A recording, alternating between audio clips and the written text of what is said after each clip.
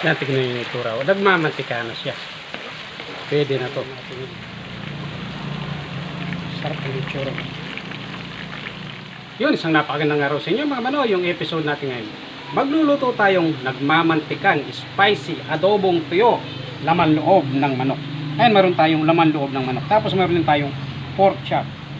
Yan, ano nang gagawin natin? Siyempre, manggisa muna tayong bawang.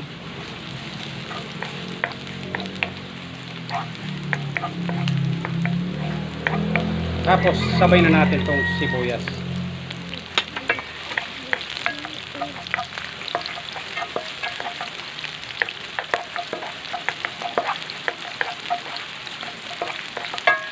Yan, pag ganyan na, igisa muna natin itong laman loob.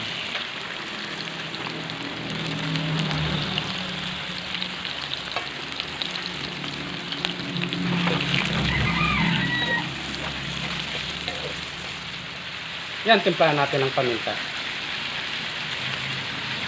Tapos, daon ng laurel. Sunod na natin itong sili.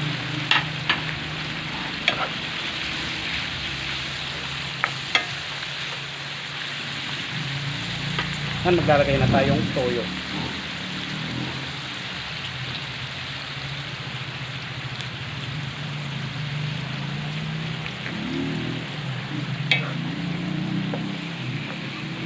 Yan, pakuluin muna natin dito.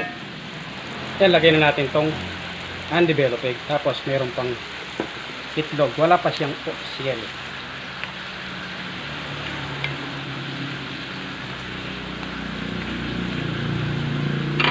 Yan, maglalagay tayong tubig para lumambot yung laman loob ng manok. Balikan natin ito mamaya. Yan, pag ganyan na, maglalagay na tayong sukang baluga. Tapos, siyempre, siginisa.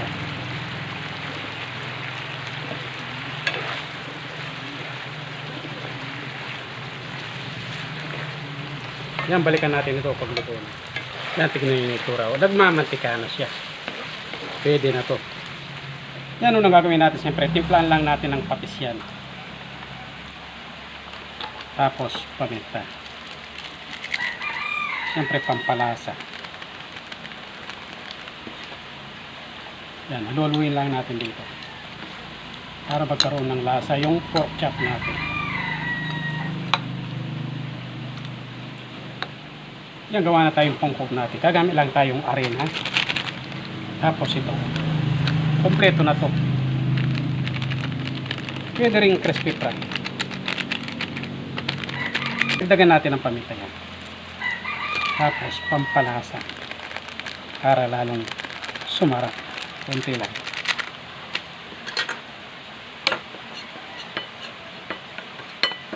Yan, gagamit tayong isang itlog.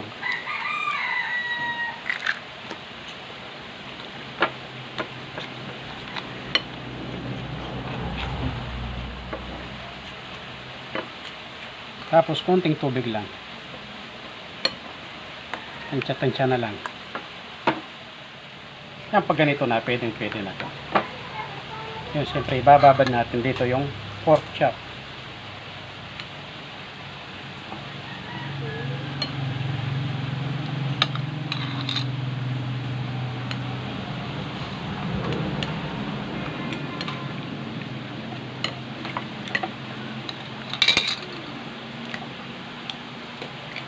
Yan, ganyan lang.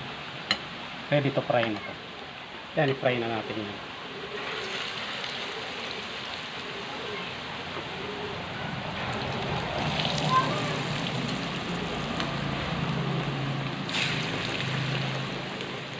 Yan, pag ganitong itsura na, tatanggalin na natin yan. Sarap ang itsura. Yun nga raw, meron tayo. Laman loob ng ano, at saka pork chop. Siyempre bago natin, umpisa niyan, magdadasal muna.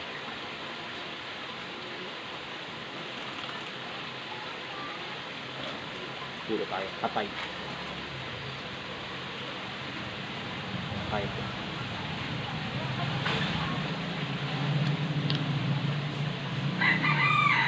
Ito yung guya naman. Lambot.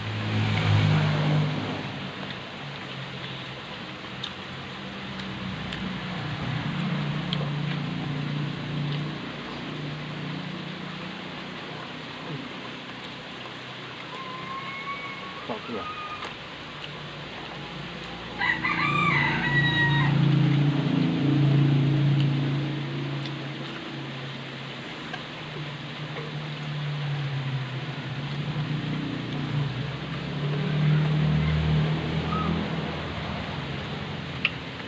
Sobrang init pala.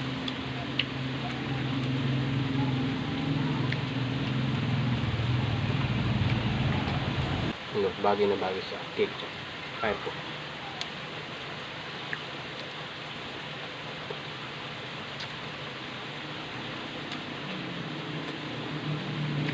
Baling-baling na.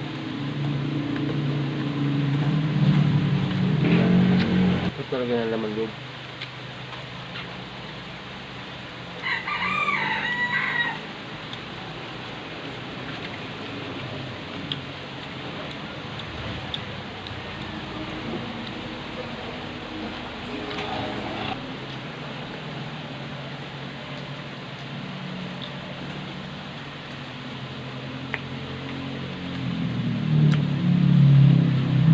Maraming ano, tagulang kasi. Kami lumilipad.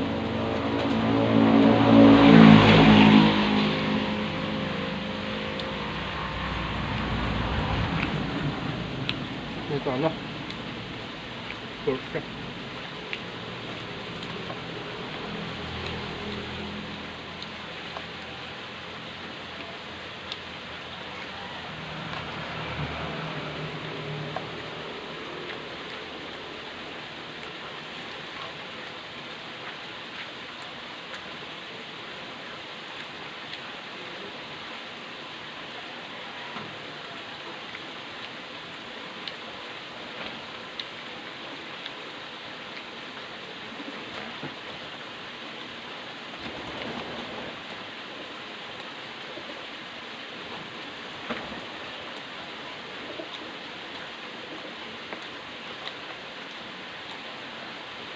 Nakakabulo ng matay.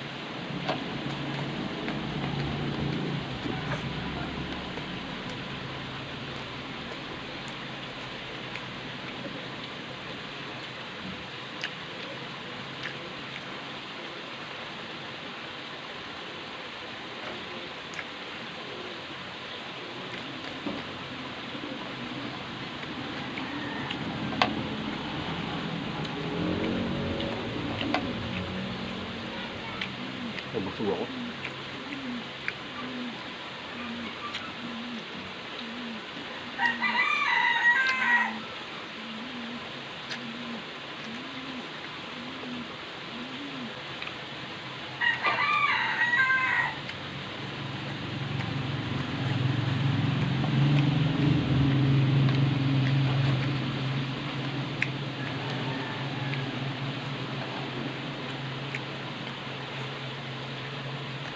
So siguro, ang video natin ngayon. Salamat sa panonood. God bless.